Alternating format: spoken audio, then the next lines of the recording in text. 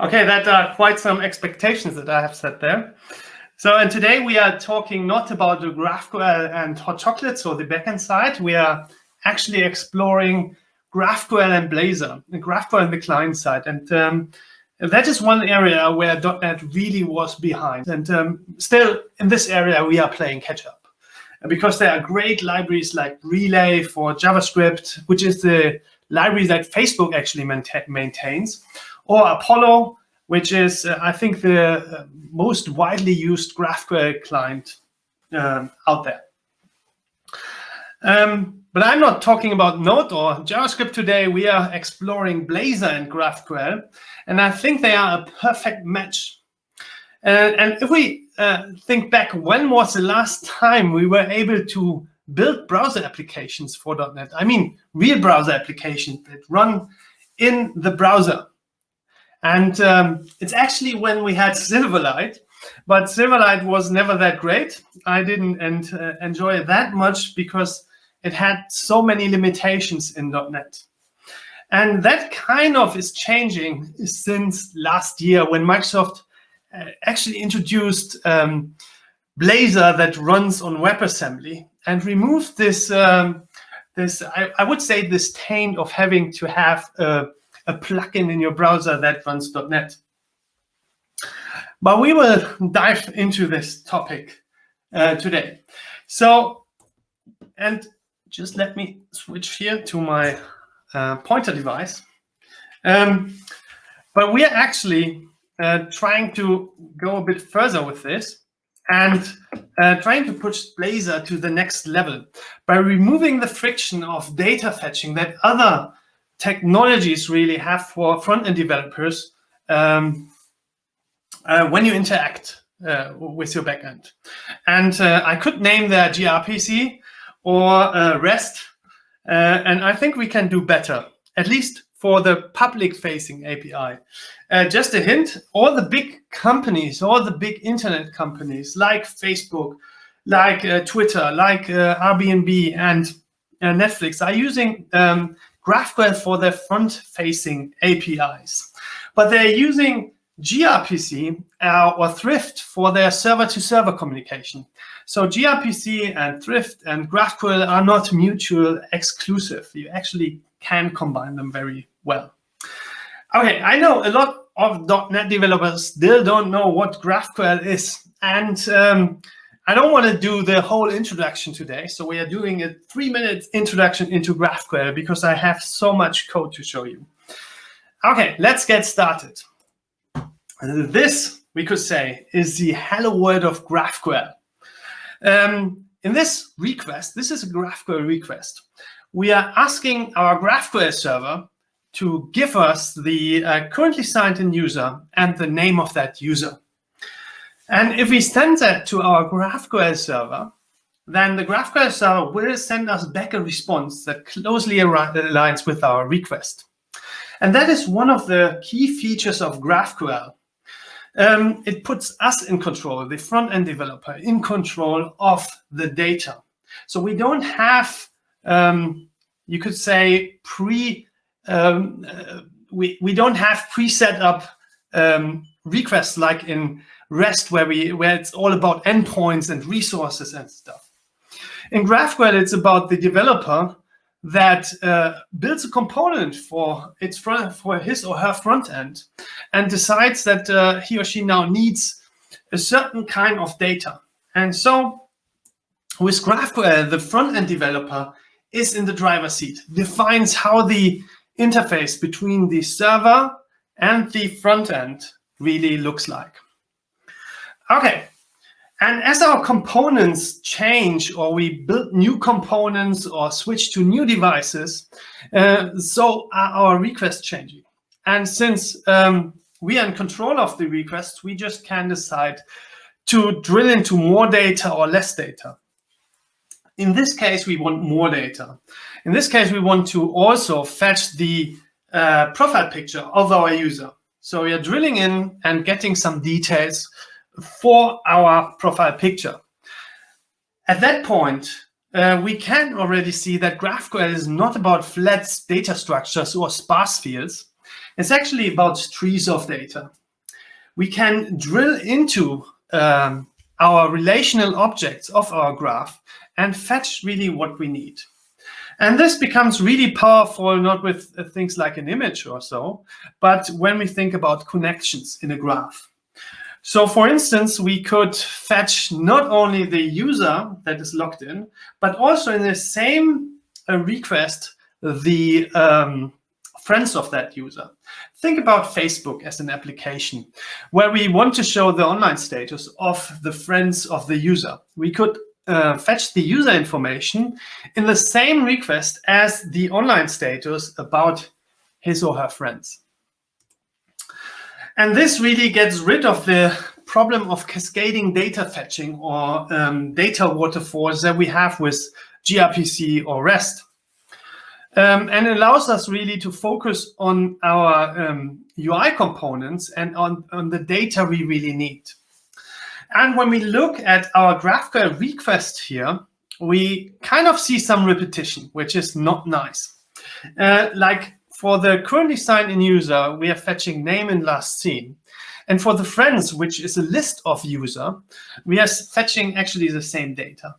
But GraphQL has us covered there, because in GraphQL we have a concept that is called a fragment, and a fragment is basically our primitive for composition.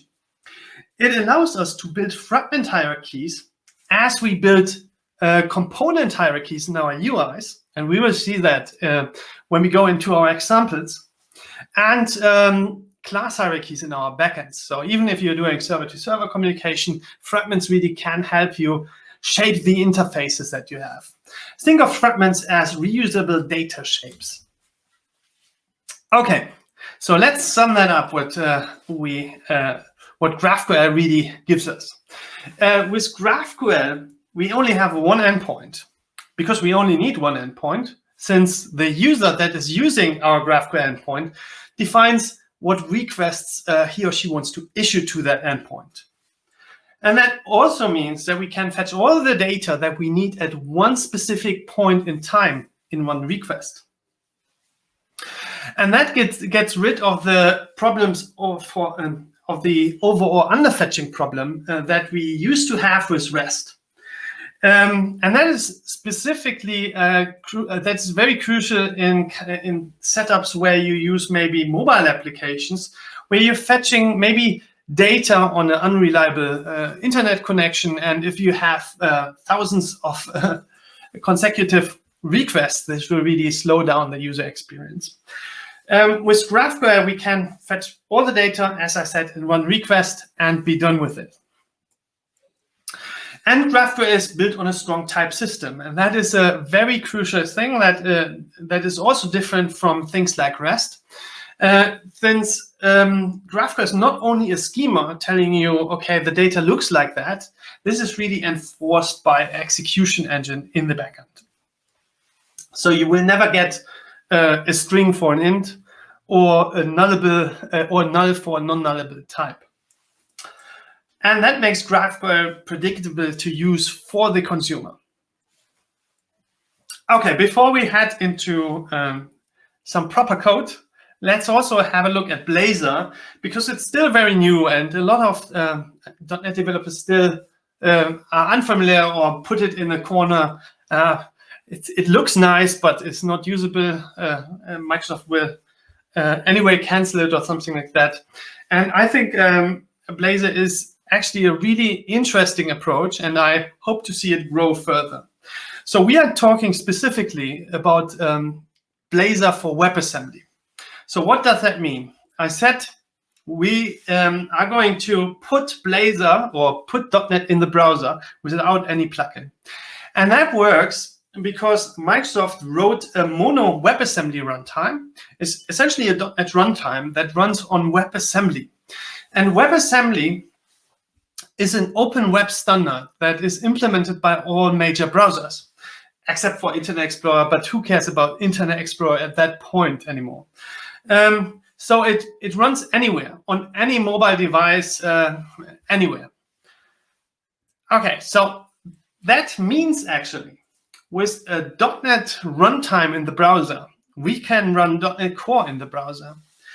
And that really means that we can take all our existing code that we built up in the backend or even in front ends and reuse that in the browser. There are also other platforms that are building on this .NET Core in the browser, or this mono WebAssembly runtime, like the Uno platform. But we are talking today about Blazor. Just a hint, if you are more interested in an XAML-like approach, there is also the Uno platform. Okay. But with Blazor and the power to reuse all the existing code that we have and that we used over the years in our backends, we actually can use less JavaScript in our frontends now and do more .NET. I say less JavaScript. You actually couldn't get away with no JavaScript. But there are so great components in the React camp or the Angular camp that it's sometimes useful to just take this JavaScript component from one of those APIs, wrap it as a Blazor component, so a little bit of JavaScript, and then reuse it in your project. And the really great thing about running on WebAssembly is that your code will run at near native performance, much faster than simple JavaScript code. And all of this, as I said, is built on WebAssembly, which is an open standard and is not owned by Microsoft or any other company. It's really an open web standard. All of Blazor is open source. You can go to GitHub, commit code, file issues. So this is great. So let's have a look at how Blazor actually works.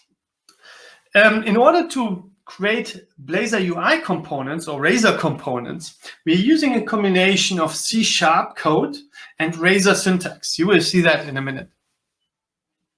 The syntax is compiled to a .NET, the components are compiled to a .NET assembly.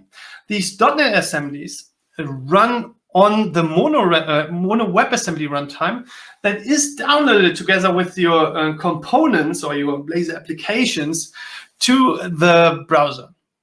Everything there, it sometimes looks funny when you see that you are actually downloading assemblies by just surfing onto a page. But it actually is super safe because we are running in the same security context as other browser applications, like applications written in JavaScript, because we are running in a WebAssembly VM. And there's one crucial part to this, because a WebAssembly application actually cannot directly interact with the browser DOM. So Blazor has a componentry that abstracts this. You could call it a shadow DOM. And actually, when you're doing, when you're writing a Blazor application and running it, it builds up an internal componentry and mutates this. And then there is a little piece of JavaScript, which is provided by the Blazor framework. You don't have to write it. That batches these changes to the internal shadow DOM to the actual browser DOM. And this works also the other way around. By when the user interacts with the DOM, changes are patched back to the shadow DOM, and you're getting a .NET event. That works great, and this concept is not only used in Blazor, it's used in React, where you also have the concept of a shadow DOM and other frameworks. So it's nothing very out of the ordinary. So let's also have a look at the state of Blazor, because I said Blazor is very new. But Blazor is also already battle tested. When I say Blazor is very new, I'm mostly talking about Blazor for WebAssembly. Because Blazor for the server shipped in .NET Core 3.0.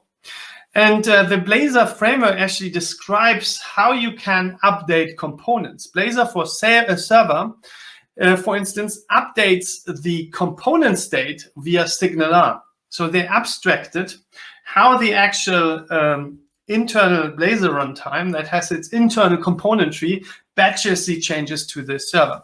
So Blazor for server does it with SignalR.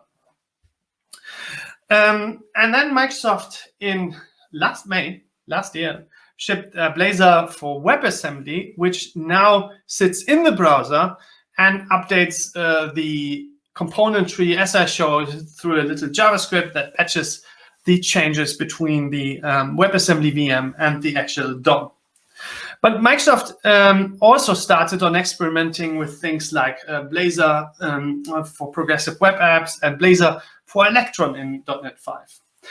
And with .NET 6, we can now see fruition of these things, like Blazor for desktop is coming, and it will be much leaner than a Blazor that would run in an Electron application, because Microsoft is there starting to use the native web views of the operating systems. So Blazor is now coming full circle. We started at the server, then we went into the browser with .NET 5, and now we are going to the desktop and mobile applications.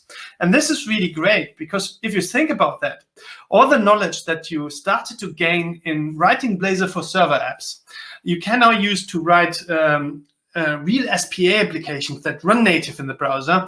And soon you can use that to build desktop applications. And this is a great code share. I think it's even better as the concept of React and React Native. And I'm not saying that Blazor is anywhere near React, but I think the difference between React Native and React is much larger than between Blazor for desktop and Blazor WebAssembly. Okay, let's code. And this is where we get our hands dirty. And what I want to build today is a Blazor application that represents a conference app. We do some simple tasks to fit that in our 1 hour slot here. So essentially what we want to do is list the conference talks. So a simple session list that we can page through. Then we want to be able to edit these conference sessions. And last but not least, we want to put some real-time magic in there so that we have some social messaging, and you can help me debug by sending me in messages that will run into my debug session on my very iMac here. So with this, let's start building something. So the data for this application, I stole from the actually not stole, I downloaded it from another example that Microsoft did. And they actually took the data from the NSC Sydney 2009. So all the sessions that you see there were actually conference data from the NSC 2019 in Sydney. Okay, so this is a Blazor application. And I just did some basic setup here. So I essentially put the Strawberry Shake packages in and the Strawberry Shake source generator. So Strawberry Shake is also a great application of source generator, because we are using source generator to compile GraphQL into .NET. And that means we give you the full typed experience with IntelliSense and all that you can think of when you're thinking about building .NET applications, and we do that across all the IDEs. Today we will have a look at Rider, because we are here with JetBrains. And just let me hide that.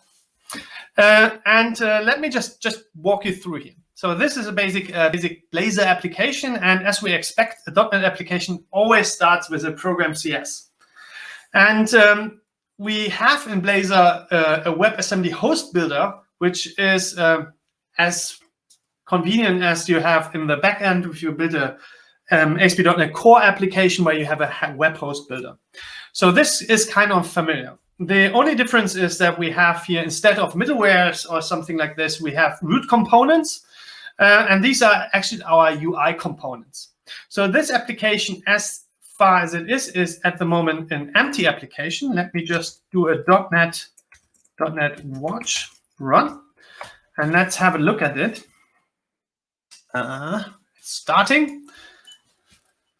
Localhost 5000, not yet there.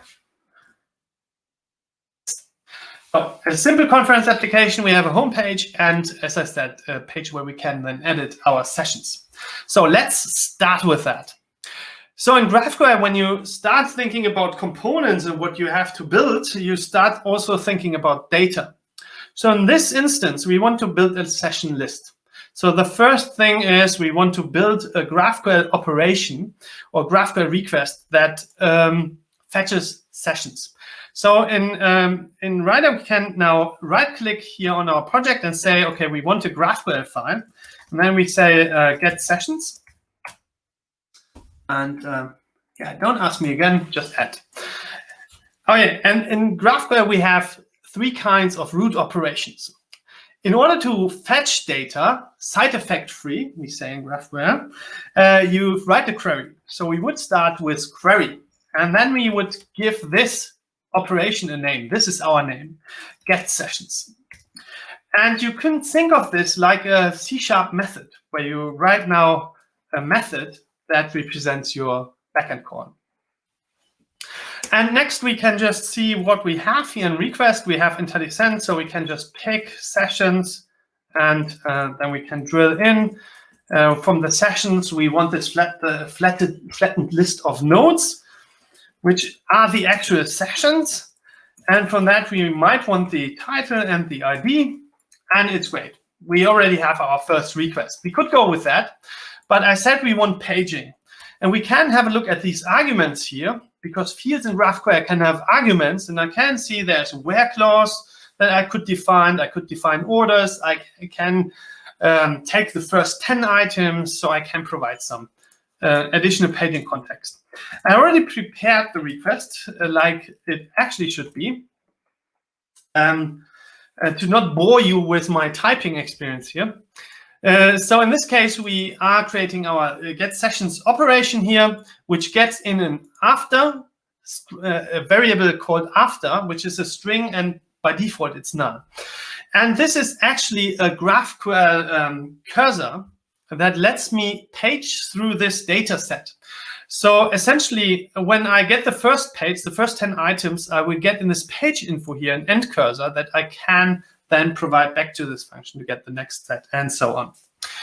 Okay, so let's build a component for that. So first we compile its source generator, and that means it will generate some code for us.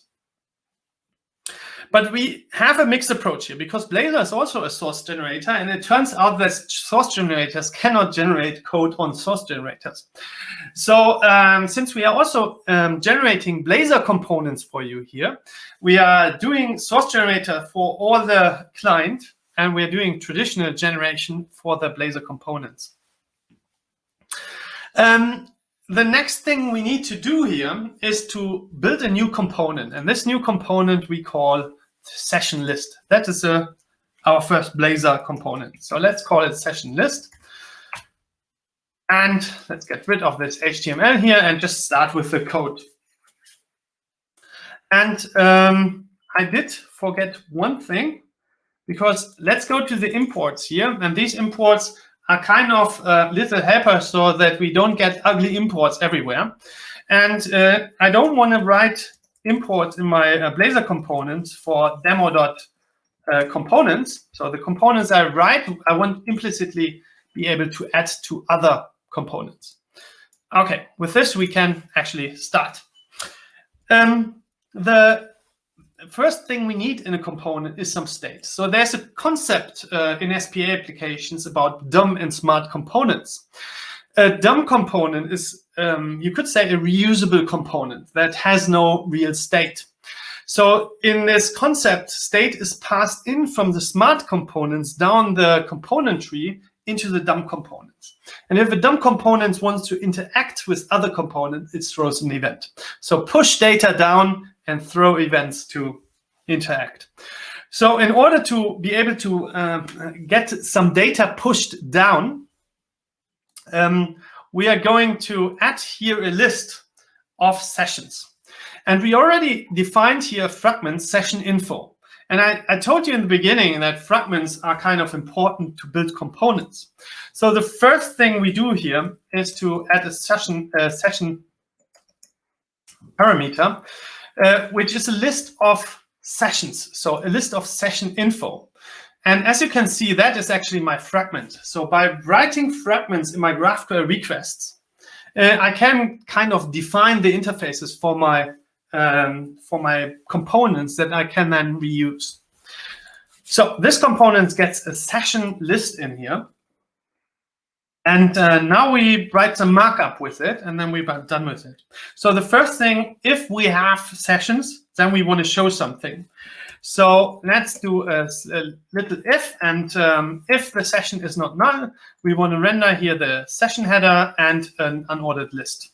The next thing is we need kind of just a for each over our sessions. And then we just print out our session item. So let's do this. So that's pretty simple. So for each of the sessions, then print it out. And our list is actually done. Our component is done. Next, let's go to our page, our index page, and integrate that component there. So there is a concept in GraphQL clients in the JavaScript communities that is called composition, and we brought it to the .NET world. Composition means that we have for each operation that we create for you, we kind of generate a renderer. In this instance, we generated the getSessions renderer, which allows us to interact with the Strawberry Shake store. I will explain what a store is in a slide later. But just bear with me for now. So this getSessions renderer has 3 cases, you could say. So the loading case, which is showed while we don't have data in the store and we are getting the data for you. So we can kind of put some HTML here or some components here that represent your loading state. Then we have the error state, where we could print error messages, something went wrong, and so on. But we don't have errors in demos. And the third thing is the content area, and that is actually what is rendered when we have the data. So in our case, we are introducing here our getSessions list that we just created. But our getSessions list needs some state. So we need to put in some code area here to put some state for our component. In this instance, we need an after cursor. So let me put the after state in here. And that is a string we want to pass into our request. Just remember here our getSessions request. So next, we put our component in here, which is the sessions list. Just let me fix that. Okay, and the component gets its data as a context from the getSessions renderer, and this is what composition means. So the outer component does all the complicated stuff with interacting with the reactive store and getting the data, and then it pushes it down to the component tree, and we just can pass it to our DOM component. So we are not done yet. We want a page, so we need some kind of a next button here. And this next button just takes from the data that's pushed down the component tree the end cursor and assigns it to our after cursor. So for each argument that we have in our GraphQL request, we have in our component here an argument. So we can just paste in the after, and we are done. Our component is finished. It will fetch data. Everything is fine. But we need to set up the client first. So a Strawberry Shake also just generates you all the dependency injection code. So you just have to say services, build our services at conference client, then define your protocol that you want to use. In this case, we are using configure HTTP client, so we are using the HTTP client factory from Microsoft beneath that. So you can use things like Poly and stuff. Next, we are assigning the base address, and we are done. While I'm talking, this should already be refreshed, and we can go to our site, refresh that, loading, boom, our data is there, and it's pageable, and there was almost no code involved. It was just, I defined my data request, I created a DOM component, essentially a bit markup with some if clauses, what happens when no data is there, and I'm already able to just page through my data. And I only fetch the data I really need. So I also have a low bandwidth usage. Okay, so I talked about, first let's cheer, we did it.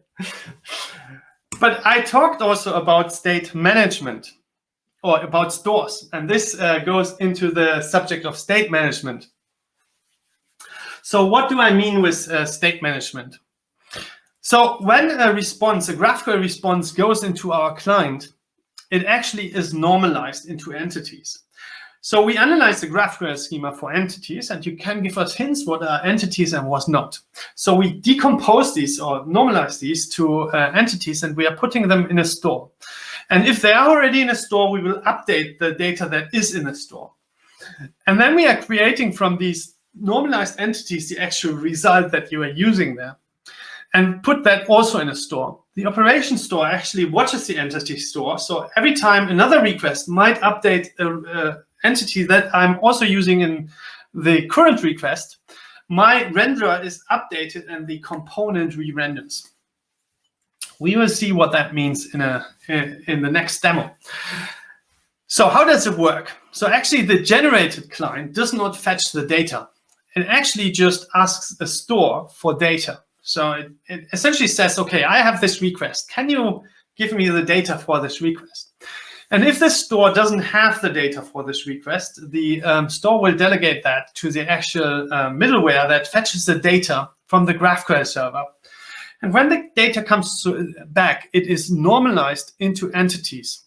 Then it notifies the operation store that now the entities are there for this operation request. And then the operation store will update the component. So let's see what that actually means in the next demo. Okay, let's go back here. We stay in the same application and we just make it nicer. Okay, the first thing we can do is we go back to our page and we change something that is called a strategy. This defines a strategy we are interacting with our store.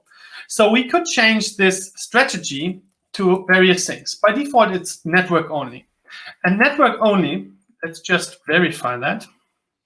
Network only means, let me do this. You can see I'm coming on this page, it's fetching data. And as I go through, it's fetching data. When I go to another page of my application and come back to this component, it fetches data again, which is kind of stupid because I already had fetched this data and it's already in a store.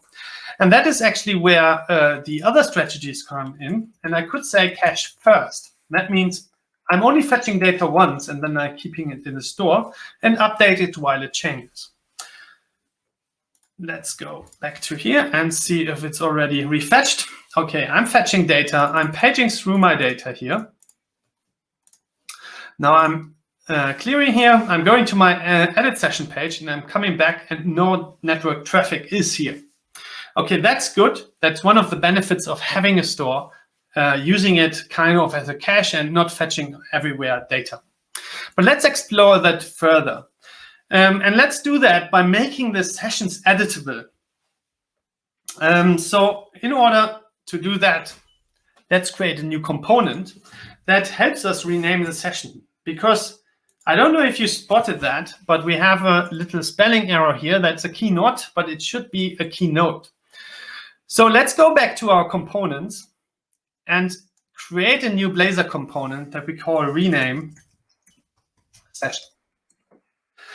And this is not a typical DOM component. We call them data components. These are components that can interact with a GraphQL operation directly. And as we started earlier, in order to do something, we need to kind of think about what data we need. So let's create a new GraphQL request for our new component here to kind of have a data structure. So let's call this component rename session. And let's put it on the side here. That's a good place. And I already prepared that. But that's our rename session mutation. A mutation changes data, so causes side effects on our server. And we call, in this instance, we are calling our mutation operation here, rename session. And we are passing in an input, which is a rename session input. And if we drill into that, we can see the rename session input here actually gets a session ID and a title. Okay, let's go back here. In GraphQL, we only have top-level mutations. That's a common mistake when a new developer comes into GraphQL, thinks about structuring data. That is not possible here. Mutations are only top-level. Everything beneath a mutation is actually what you get returned from the mutation. So that's a changed state of the server. So we are changing or renaming the session here, and then we are getting back the changed session, and we are using the same data shape that we also used in the get session. So we get the data in the same shape back from the server as we get it back from the get sessions operation. Okay, that's great. So I set data components, and data components in Blazor just means that we are importing here, inheriting here from the strawberry shake data component class. So let me just import that, and it's showing it as red because I didn't compile the source generator, didn't produce this this mutation as of yet, but at this point it is produced. So with this in place, I actually have now a property operation here that I can use to execute mutations directly from my component here. So in order to bind things to it or interact with it, we need again component state. In this instance, our renamed session state consists of a title. That's the actual title that we are editing, and the session. The session is actually what we get passed in from our upper component, and the title is actually what we bind to our input field, and what you could say the actual working copy of the title. Next, we need a parameter to pass in, and that is the session and also an event to tell the component that we changed something or that we have completed our editing. So you can see a session is passed in. We are setting the session state, and we are also setting the title. And then we have an event here that kind of tells the upper component that we are done. Last but not least, we need to execute the operation here. So that's the last piece of proper C# code. So essentially saving the title. So let's put that in. A little async method that uses the operation to execute and pass in the rename session input that we saw here in our GraphQL type. And when that is through, we don't care actually about the returned result in this component. We just invoke that we are completed, and then this component is essentially disposed. Okay, but we also need some markup here. Miswritten. We also need some markup here that will allow us to add this component. Again, if the session is not set, we are not showing anything.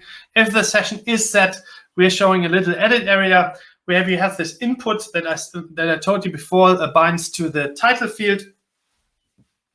Then when we push the save button, we essentially get, we are saving the operation, saving the data, and producing a change. Okay, so let's create this edit page with this component. So for this, we go to our edit page here, and the first thing we actually can do is just copy the list here over. So we are starting out with the same list. And then we need some extra state here. So we are putting in a selected session that we can assign. So whenever we click, for instance, on one of those sessions we have in our list, we want to assign this new component state here, which we use to also bind to our rename session component. Second, we put in our new component that we just wrote, and that is the rename session component. And this, let me just get rid of these guys.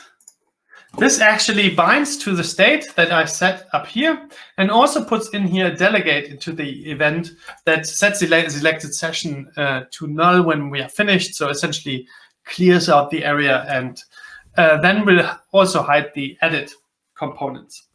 Okay, with this, we are almost set up, but if we remember our list, we actually remember that we don't have any way to have an edit button there. It's just a simple list of a string. So we need to kind of update our session list to also allow for scenarios where we want to edit in our session list.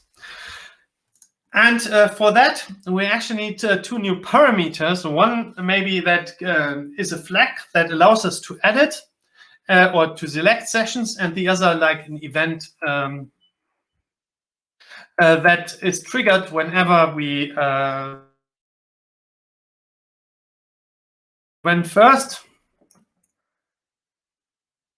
this guy here, and when we essentially click on a session, we want to have an event payload, which is a session info. Again, the fragment that we define once, we are passing around our components. In a proper application, you would have more fragments for the various use cases of your components. Okay. The second, we need we need an allow parameter that allows us to select. Essentially, switches between these modes. And then we kind of just write a little bit of if clause here. When allow is select is enabled, then we want to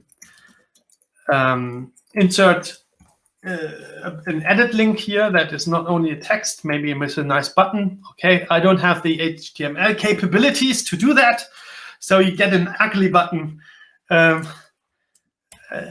in here with an ugly pencil. It will look hilarious, but okay, that's the best I can do for HTML. Okay, with this, whenever we allow select, we will render this edit link. And when you click on this button here, we invoke the onSelected session and pass along the session of this row, essentially. Okay, with this, we are good to go. I just think we need to put in here that we want to allow this stuff. So essentially, we need to use our new delegate here. So when onSession selected is triggered, we kind of want to set the session that is passed along on the selected session. Still feels some kind of weird to have C# expressions in these HTML syntaxes, but okay.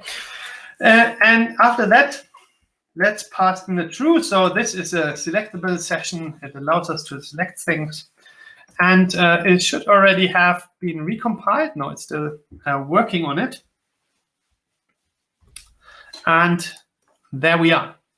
Let's refresh. So now watch this. First, let's talk about this store. I'm paging through our index list here, fetching data, going to the other component, but the data is already fetched. So I can browse through this, but all the pages, they are fetched. Going back here, no network connection. It's all done on local data.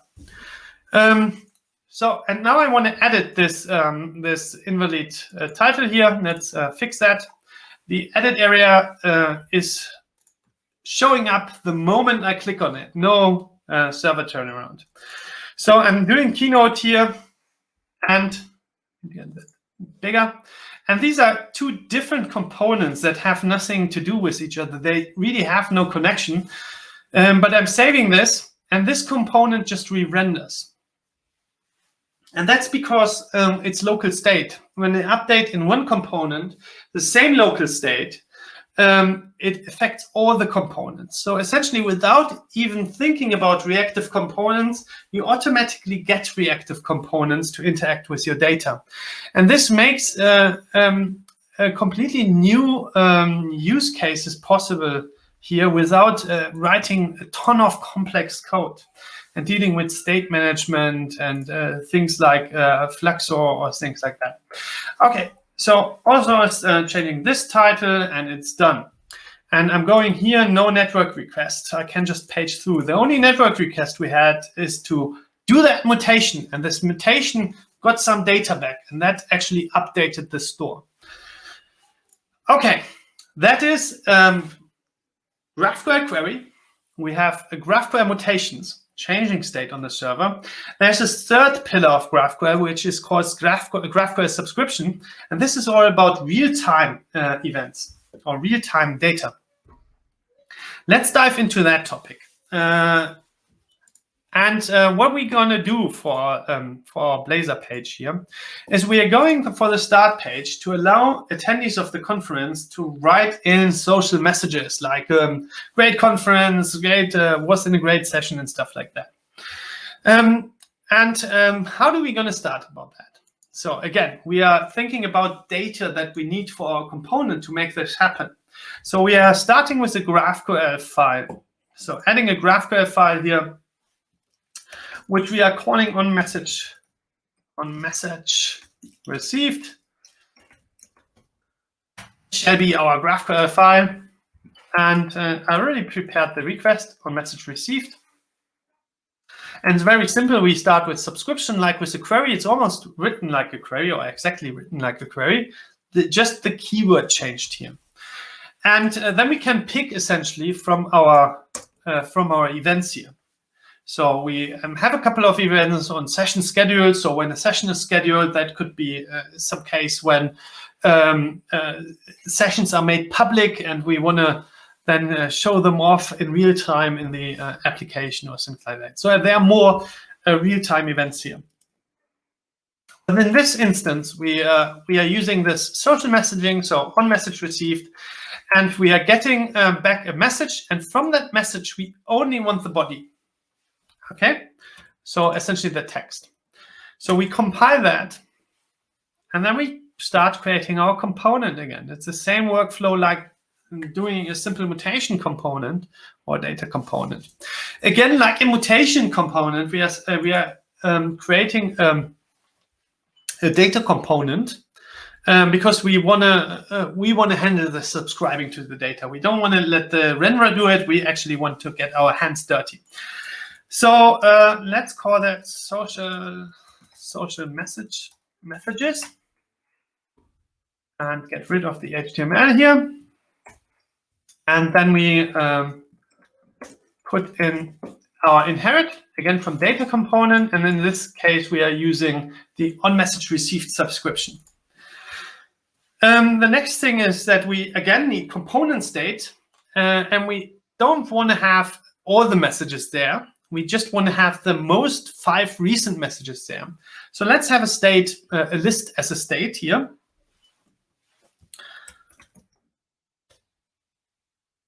A list of strings. And next we need some code. So essentially when we initialize our component, we want to subscribe to our backend, to our subscription. And then every time a message comes in, we want to add that to our list. Let me walk you through that. So on initialize, so when the component is initialized, we're taking our operation, but instead of executing like with the mutation, we are now watching this component. And watch returns an observable. And then we can use System Reactive from Microsoft to essentially sift through our things here. We only are interested in successful results, for instance. And then we might want to only have the string of the body. So we are not actually interested in all the other structure of the GraphQL response. We just want from this successful result here, the body.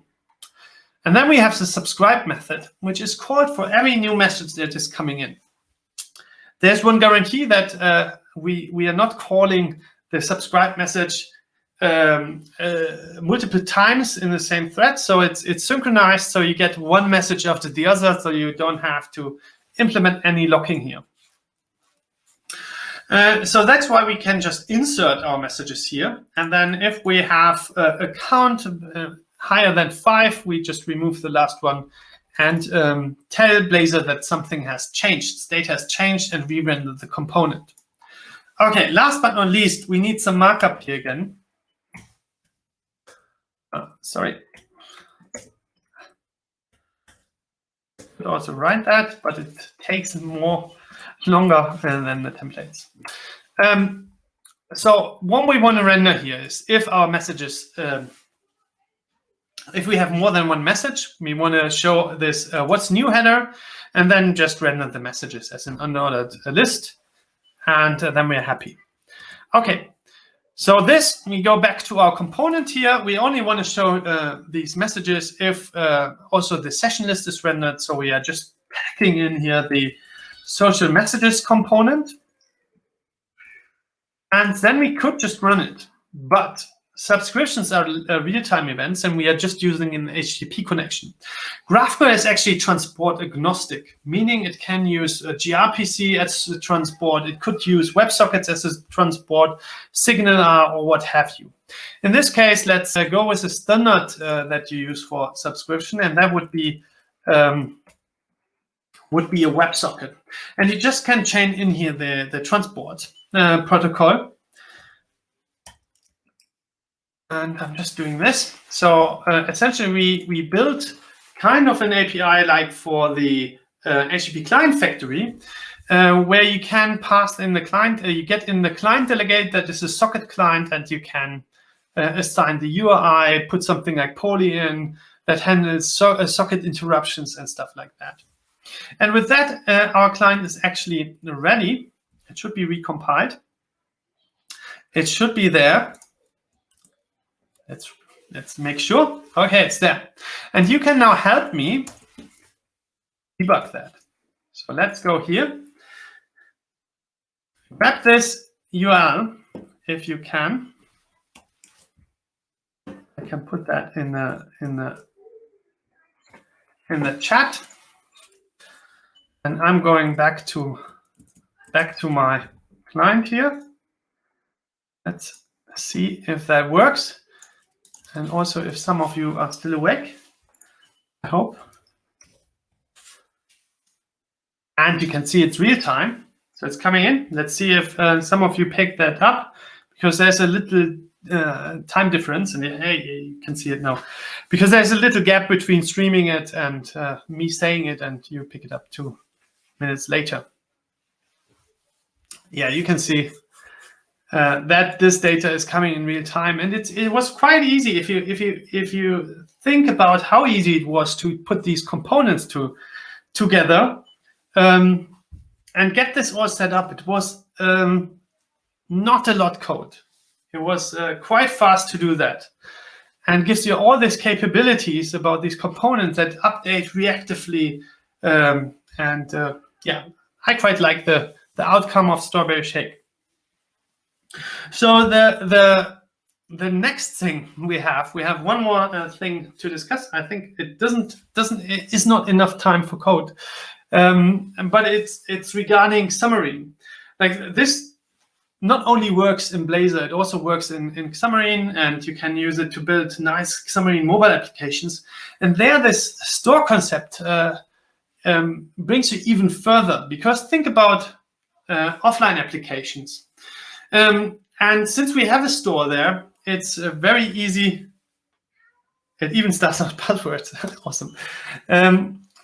If you think about the store concept, state management, you kind of can just hook up some persistence, and it really is done quickly. So let's go back to my slides and talk quickly about persistence. So we have these 2 stores, entity store and operation store. And these stores actually work with immutable data structures. So every time I change something in the store, we are creating a snapshot of the store. A snapshot just holds the difference, right? But you kind of can subscribe to these stores and then just persist what these stores produce. And this allows you to create applications that when they start up, just take the persisted state and load that into the store, and then just work from there. Fetch data after they already display the data. Think about applications that come up, immediately have data, and then just fetch the changes from your backend. And that enables really cool use cases on mobile applications. And that's actually where GraphQL was born, because Facebook developed GraphQL because they had problems with the data fetching between their mobile applications and their backends. So this is really the home turf for GraphQL, solving mobile application issues. And just let me show you how easy that is to hook that up. I'm not coding that. There's still new messages in. No, there is no drop table possible. But let me stop that. And let's just go into the persistence demo.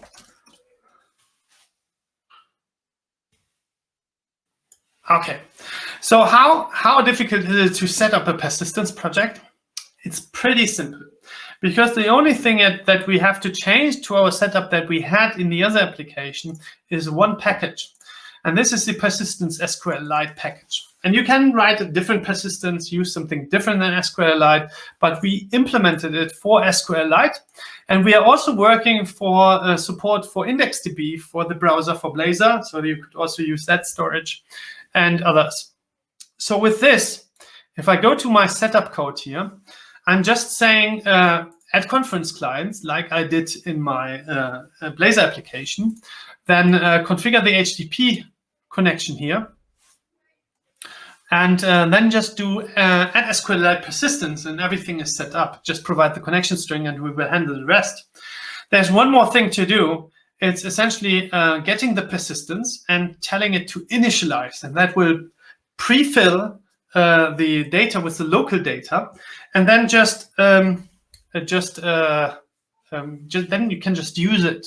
And every time you change something, it will update the persistence automatically. So that's a very cool feature, which is especially targeted at things like Xamarin or Blazor for desktop or Blazor for mobile applications. Okay. Let's go back to my slides. You survived. You've seen our Blazor approach with GraphQL here. It's pretty new, like a Blazor. So the conclusion here is, with GraphQL and Blazor combined, we can iterate much faster as with REST or gRPC in the browser. Why is that? Because the front-end developer is in control over what he or she fetches. You don't have to go to your backend engineer just because you need a new request. Still, the backend engineers are needed. They need to develop the graph further, put more data into it. But you're the one who picks things from there. And the requests are not like, you have to take this data. You decide what data you want and how you combine that. And with Blazor especially, you can reuse a lot of knowledge and code. All the code that you learned, all the knowledge that you acquired in the backend, you can reuse it and put it to use in the browser. And it feels kind of funky when you start working with Blazor, because you click something and immediately reacts. You have a .NET event, but it's in the browser.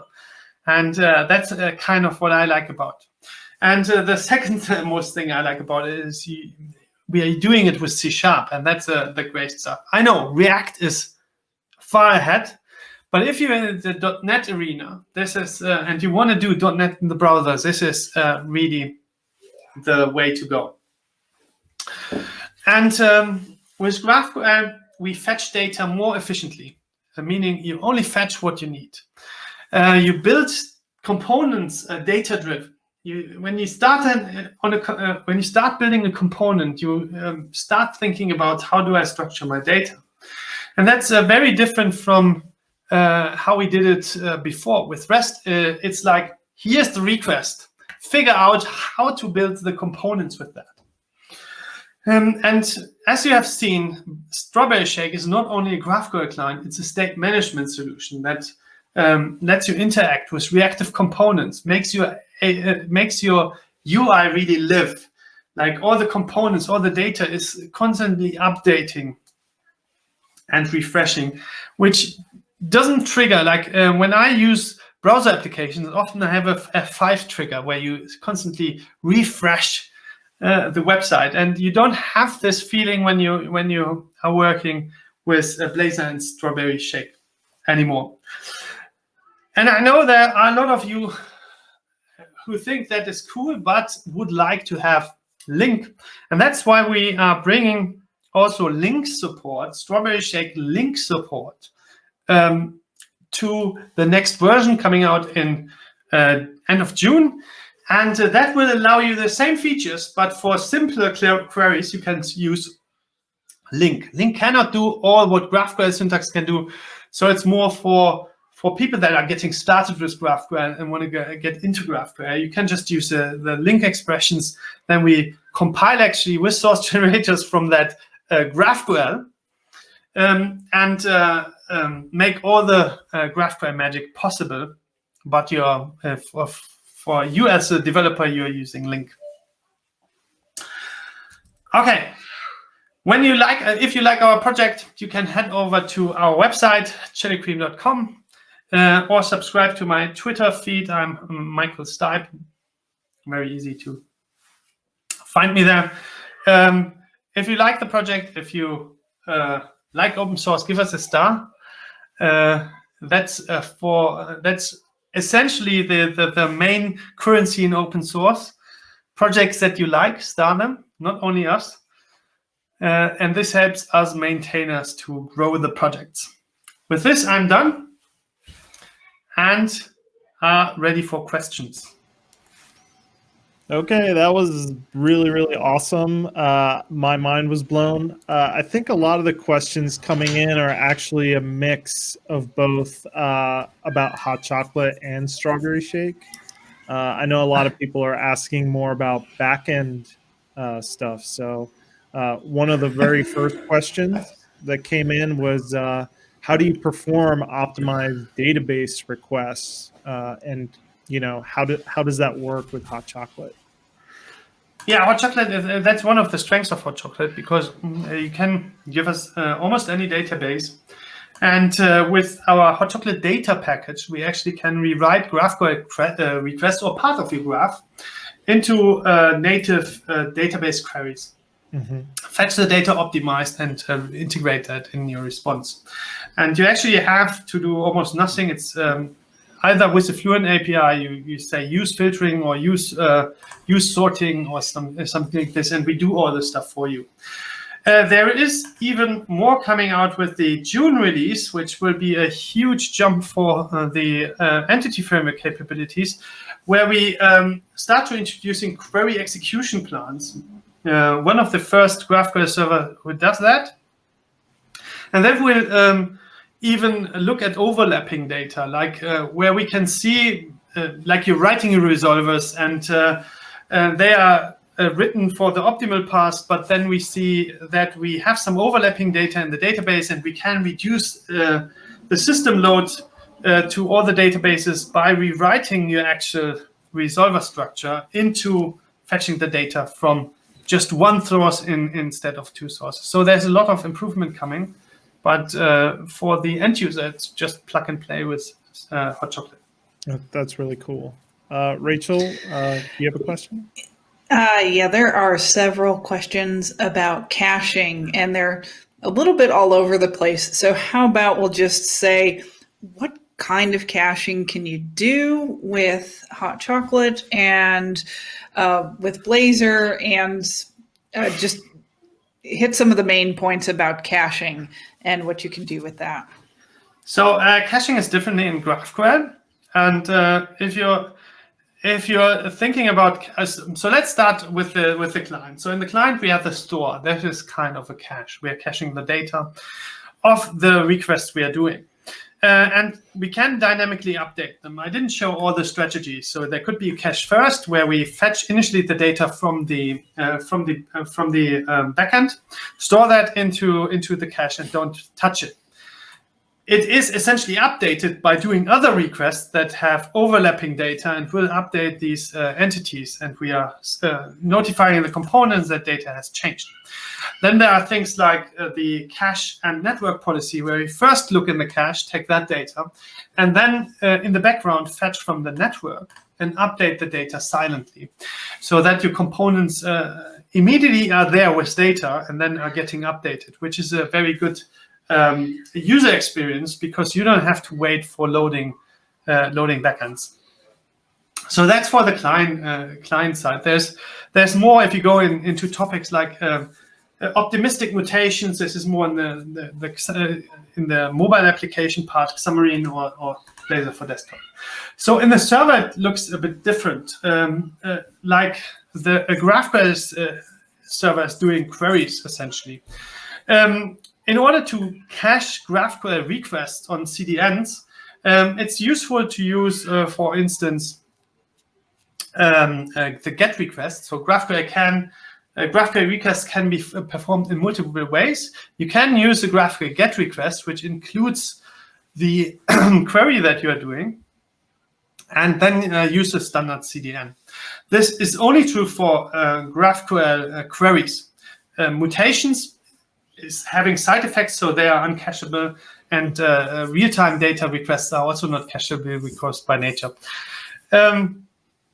If you want to do caching really with GraphQL, there are a couple of concepts around that, like persisted queries, where essentially you compile the GraphQL requests, you export them, you import them into the server during the build process, and then you only send hashes. And these hashes represent requests on the server, and then it's even easier to cache them. There are also integrated caching solutions where you cache parts of your graph and other parts are dynamic. So it's up to your use cases, but there are concepts and we allow for them in Hot Chocolate. Yeah, it sounds like there's a ton of options there when it comes to caching. Like a lot going on. You figure there's several technologies going on here. You have GraphQL, then you have to work also with Blazor, and you might also have a specific database and other requirements in a lot of different layers. So a lot of moving parts. The fun part about gRPC, also these protocols, is that actually GraphQL is transport agnostic. For instance, gRPC is often used between servers. And we have something called schema stitching or schema federation with Hot Chocolate, where you can essentially split your graphs. And then the public-facing graph is actually a merge of multiple microservice graphs, you could say. And in this respect, we will, with the August release, start using gRPC to do GraphQL requests. So essentially between your multiple graphs in your company, we will do gRPC requests to fetch GraphQL queries. So it's not mutually exclusive. You can either use gRPC natively to talk to your microservice to aggregate the data for your graph, or even with things like schema stitching.